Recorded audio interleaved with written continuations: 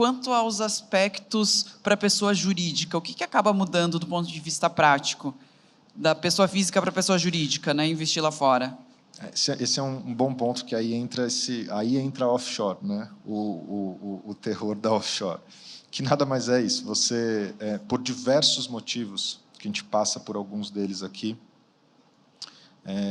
você pode optar por não investir no seu próprio nome. Então, você abre uma empresa lá fora, ela também, a constituição dessa empresa, ela passa por regras claras, ela vai estar sujeita a uma legislação sólida.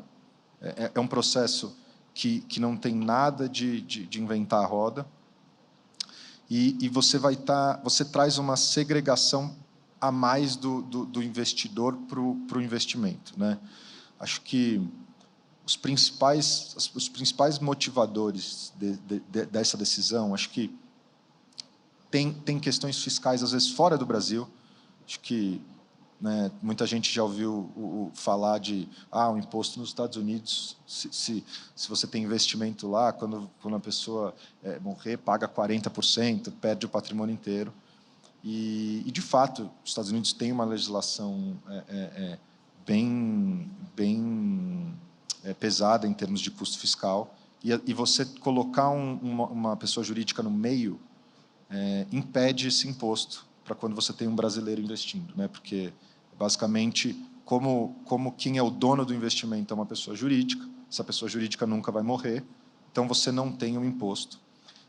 Né? E depois, para desburocratizar essa transferência dessa titularidade desses ativos, é fácil também no exterior? Super fácil, acho que segue o mesmo padrão. Inclusive, é um ponto que, às vezes, a pessoa jurídica ela se mostra uma opção não melhor do que investir diretamente, mas mais adequada, às vezes, para o contexto familiar, porque, às vezes, você quer ter classes de cotas diferentes, então, porque você tem um perfil familiar diferente. Tem um filho que sabe mais investir do que outro, então eu vou fazer uma pessoa jurídica para poder deixar mais certas caixinhas. Tem mais flexibilidade, né? Aqui no Brasil a gente tem umas limitações regulatórias, né, dessa distribuição do patrimônio, então tem algumas reservas obrigatórias, e lá fora isso não existe, né, Pedro? Então é possível distribuir de forma desigual entre os herdeiros. É possível. A legislação que você vai criar essa pessoa jurídica é uma legislação que tem, no mínimo, 3 vezes mais tempo que a brasileira, então, assim, muita gente, inclusive em paraísos fiscais, ela é muito sofisticada, e ela vai permitir isso, ela vai permitir distribuição desproporcional, ela vai permitir regras até de controle mesmo sobre onde investir. Né? De voto. voto. Voto, né? Tem regras diferenciadas. É super importante, e da mesma forma que o investimento direto, você também tem o benefício de não ter o imposto sucessório aqui no Brasil, o ITCMD, muda o nome do Então não vai incidir o ITCMD que o pessoal tem medo aqui. Não vai. Isso é algo que também não é uma construção de advogado tentando inventar a roda. Foi uma decisão super clara que saiu em 2021, que basicamente olhou a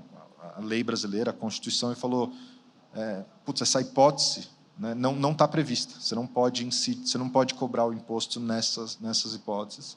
Então, juridicamente consolidado, então, o entendimento já foi provado. Já foi provado, e esse está consolidado mesmo, até então ninguém quis mexer. Então, acho que a gente está... Foi uma grande vitória para uma economia fiscal num país que, vira e mexe, tem tanto embate com a Receita Federal, né? Pedro, eu particularmente não gosto da expressão blindagem patrimonial, né? A gente gosta de utilizar proteção patrimonial. Para esse aspecto, né, de proteger eventualmente para credores, né, contra credores o patrimônio, seria uma estrutura interessante? Como é que funcionaria do ponto de vista de segurança? Acho que a gente teve um ponto que muito se fala quando a gente fala de investimento no Brasil, que é principalmente você pode ser um investidor super qualificado, com anos de mercado, e um dia se vê com um problema por conta de um poder judiciário que a gente brinca que é fluido, né? Porque você pode ter uma decisão favorável num caso um dia e uma outra pessoa, numa situação semelhante, teve uma decisão diferente, né? Ou até no mesmo caso, né? A gente tem No visto, mesmo caso. a gente tem visto ultimamente.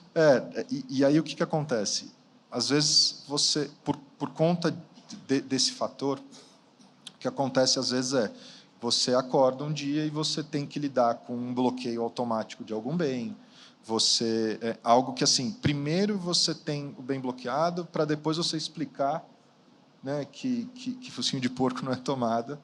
E só que isso gera um transtorno prático para a vida das pessoas que é imenso. Assim, ainda que você consiga resolver rápido, ninguém quer ter uma conta bancária bloqueada que seja por 24 horas, né? Então, o investimento lá no exterior, ele por uma questão prática, por uma questão de você não pode ter um juízo brasileiro dando uma ordem para um juízo no exterior.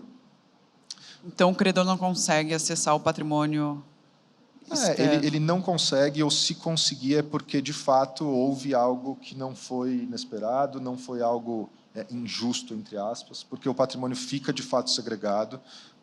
A gente por experiência prática, nunca viu isso acontecer, já viu essa experiência infeliz de bloqueios aqui no Brasil, e felizmente, clientes que estavam com o patrimônio já diversificado e alocado, e se viram livres dessa situação, né?